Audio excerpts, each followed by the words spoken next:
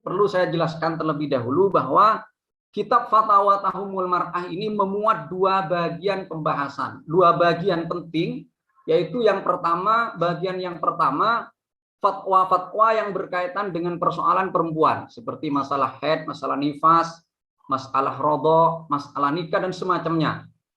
Ada sekitar 209 fatwa yang berkaitan dengan persoalan-persoalan wanita.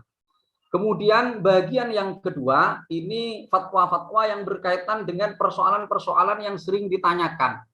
Di antaranya adalah masalah tawassul, masalah tabarruk, masalah istighosah, kemudian masalah peringatan Maulid Nabi, kemudian juga masalah tasawuf, at-tasawuf as-sahih dan at-tasawuf al-batil, itu juga dijelaskan oleh beliau di dalam fatwa bagian yang kedua.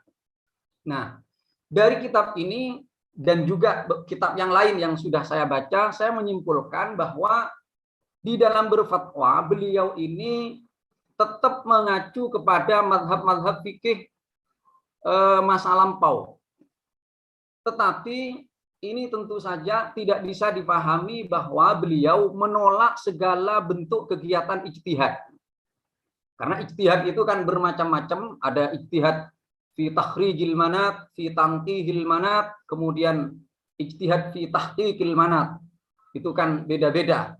Kemudian tingkatan mujtahid itu juga kata Imam An-Nawawi, ada mujtahid mutlak mustaqil, mujtahid mutlak muntasib, ada mujtahid madhab atau ashabul wujuh, ada mujtahid tarjih, kemudian di bawahnya ada al-alim, al-hafid, kemudian ada al-awam, yang meskipun al-ami, meskipun istilah ami itu kalau di dalam usul fikih biasanya dipakai untuk semua yang kullu ma lam yablugh rutbatal ijtihad, itu fahuwa ami, itu biasanya di usul fikih. Tapi kalau di fikih itu yang saya baca itu adalah man ya'rifu dhawahiral ahkam, itu orang-orang yang hanya tahu kepada hukum-hukum yang zahir, bukan hukum-hukum yang rumit, yang khafi.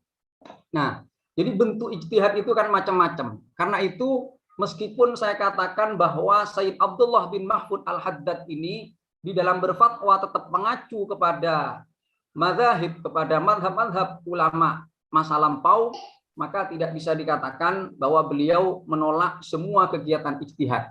Walau bagaimanapun ijtihad itu merupakan kebutuhan bagi kita sebagai orang Islam.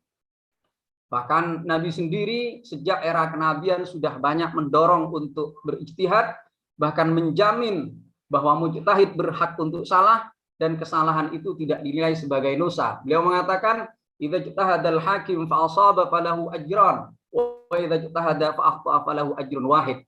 Akan tetapi yang perlu kita beri catatan bahwa ijtihad itu adalah amanah, bahkan merupakan amanah yang paling agung.